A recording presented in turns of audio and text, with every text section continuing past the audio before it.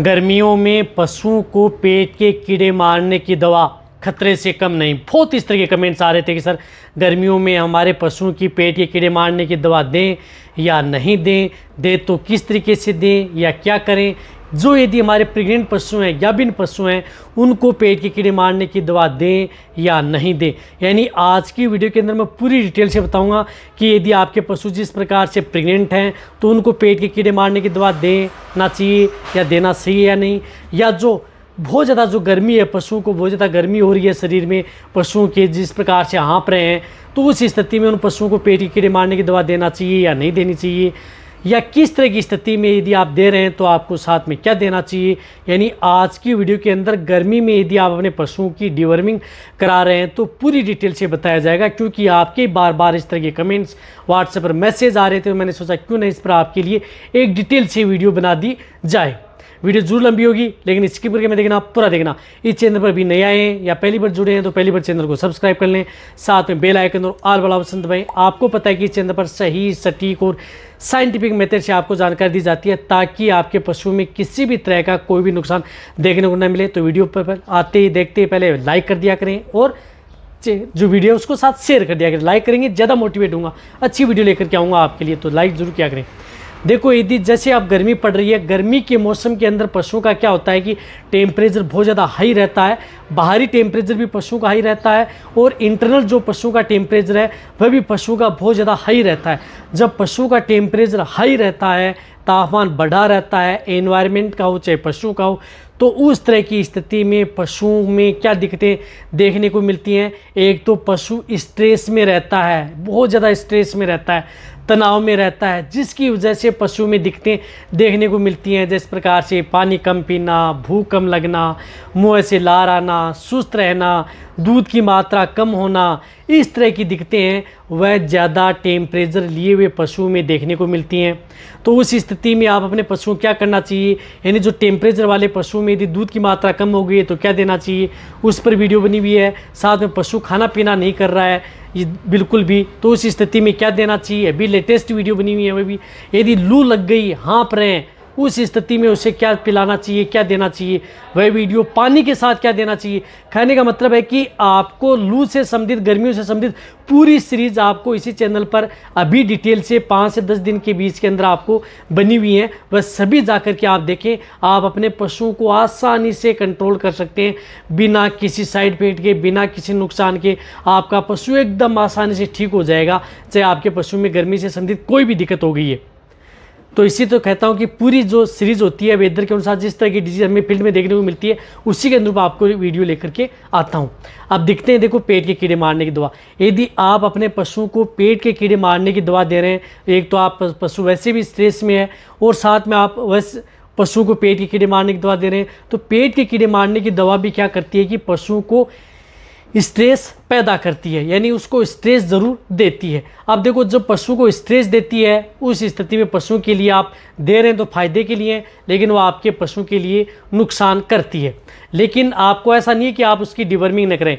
यदि आपका पशु बहुत ही ज़्यादा हाँफ रहा है, टेम्परेचर बढ़ा हुआ है, तो उस स्थिति में उस पशु की डिवर्मिंग से आपको बचना चाहिए, क्योंकि उस स्थिति में आपको उसको पेट के कीड़े मारने की दवा नहीं देनी चाहिए। जब पशु का टेम्परेचर नॉर्मल हो जाता है, नॉर्मल स्थिति में हो जाता है, तभी आप उसको पेट के कीड़े मारने की दवा देनी चाहिए। और वैसे यदि आप अपने पशुओं को गर्मियों में पेट के कीड़े मारने की दवा दे रहे हैं, पशु नॉर्मल है, किसी तरह की कोई दिक्कत नहीं है, तो आप आसानी से उसे पेट के कीड़े मारने की दवा दे सकते हैं। कोई भी जिस प्रकार से प्रेग्नेंट पशु है तो उसके लिए आप अलग साल्ट आते हैं। प्रेग्नेंट है तो जिस प्रकार से फेनमिंडाजोल है, आयुर्मेक्टिन है, ऑक्सपेंडाजोल है, क्लोजासेंटल है, यानी बहुत इस तरह की साल्ट की दवा आती है, वो प्रेग्नेंट पशु को दे सकते हैं। और जो नॉन प्रेग्नेंट है उसको जिस प्रकार से एल्बिंडाजोल है, अदर जो साल्ट है उसको आप, नॉन प्रेग्नेंट को तो आप सभी तरह की दवा दे सकते हैं, कोई नुकसान आपके पशु में नहीं करता है। लेकिन जब भी यदि आप उसे पेट के कीड़े मारने की दवा यदि आप अपने पशु को दे रहे हैं तो एक अकेली पेट के कीड़े मारने की दवा नहीं दें। उनके साथ आप अपने पशु को एक तो लिवरटोन दें। लिवरटोन देना बहुत ज़्यादा ज़रूरी है यदि गर्मियों में यदि पशु की डिवर्मिंग करा रहे हैं।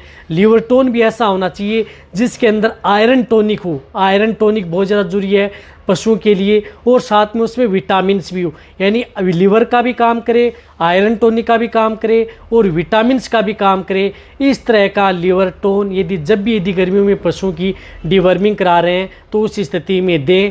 पशुओं की डिवर्मिंग आप आसानी से करा सकते हैं, कोई भी नुकसान आपके पशुओं में नहीं करेगी। गर्मियों में डिवर्मिंग कराएंगे तो आपके पशुओं में फ़ायदा ही देखने को मिलेगा, लेकिन उनके साथ आप लीवर टोन ज़रूर देना चाहिए।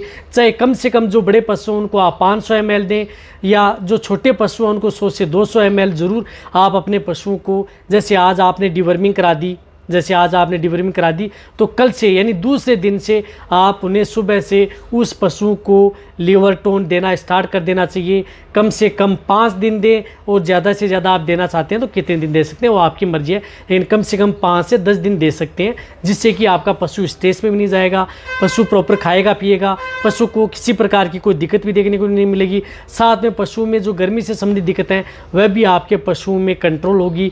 रही बात यदि आपका पशु प्रेग्नेंट है तो भी आप उसकी गर्मियों में डिवर्मिंग करा सकते हैं, लेकिन सपोर्ट थेरेपी के तौर पर आप उन पशुओं को जो मैंने बताया लीवर टोन देना बहुत ज़्यादा ज़रूरी है। साथ साथ में आप अपने पशुओं को अच्छा जो मिनरल्स आते हैं या जो ठंडी कैटेगरी की जो चीज़ें आती हैं वह आप अपने पशुओं को देनी है, तभी आप अपने पशुओं में बेस्ट रिजल्ट पा सकते हैं। अन्यथा एक अकेली डिवर्मिंग से भी आप अपने पशुओं में नुकसान हो सकता है, जो टेम्परेचर एनवायरनमेंट का जिस तरह से बढ़ा हुआ है उस स्थिति में। तो अब आप अच्छी तरह से समझ गए होंगे कि आपको करना क्या है। गर्मियों में आप आसानी से पशुओं की डिवर्मिंग करा सकते हैं, लेकिन आप एक अकेली डिवर्मिंग न कराएं, उनके साथ एक आप अच्छे लीवर टोन का उपयोग करें, जो मैंने जिस तरीके से बताया उसी का। साथ साथ में आप अपने पशुओं की अच्छी डाइट देते रहें, गर्म की युक्त चीज़ें न दें, या पशु बहुत ज़्यादा स्ट्रेस में है, हीट स्ट्रोक में आ चुका है, उस स्थिति में आप उसका टेम्परेचर बहुत हाई हो चुका है तो वहाँ पर आप उसकी डिवर्मिंग न कराएं। जब पशु का टेम्परेचर नॉर्मल हो जाता है, पशु की बॉडी सामान्य हो जाती है पहले की तरह, उस स्थिति में आप उसकी डिवर्मिंग कराएं। ये आप अच्छी तरह से समझ गए होंगे। तो बहुत जो पशुपालक है, वेटेरिनेरियन है, उनके इस तरह के कमेंट्स आ रहे थे, कंफ्यूज हो रहे थे कि सर हम प्रेग्नेंट पशुओं को दें या नहीं दें, नॉन है उनको दें या नहीं दें, या किस तरह की स्थिति है तो दें। और साथ में एक और बताना चाहता हूं कि आप अपने पशुओं को जितना हो सकता है डिवर्मिंग कराएं। उस स्थिति में भी या पहले भी आप अपने पशुओं को गर्मियों में सुबह सुबह आप अपने पशुओं को न लाएं। सूर्य की जो प्रकाश की किरणें हैं, तेज़ रोशनी से जो प्रकाश की किरणें आती हैं, उनसे डायरेक्ट आप अपने पशुओं को बचाएं कुछ इस तरह की जगह। और अपने पशुओं को हरे चारे का उपयोग जितना हो सकता है पशुओं को कराएं, जिससे कि आपका पशु सेफ रहे यदि डिवर्मिंग भी करा रहे हैं तो, ताकि आपके पशु में किसी भी तरह की कोई दिक्कत देखने को नहीं मिले। डिवर्मिंग भी ऐसे कराएं जो आपके पशुओं के लिए सेफ है। उनके बारे में मेरे चैनल पर वीडियो बनी हुई है, वो भी आप जाकर के देख सकते हैं। तो ये वीडियो जितना हो सकता है पशुपालक है वेटेरियन उनके साथ शेयर करें। इसी तरह की नॉलेज भरी वीडियो आपको इस चैनल पर ऐसे ही मिलती रहेंगी। इसी तरह से आप मेरी वीडियो देखते रहें, इसी तरह से आप मेरे को प्यार देते रहें। थैंक्स, धन्यवाद।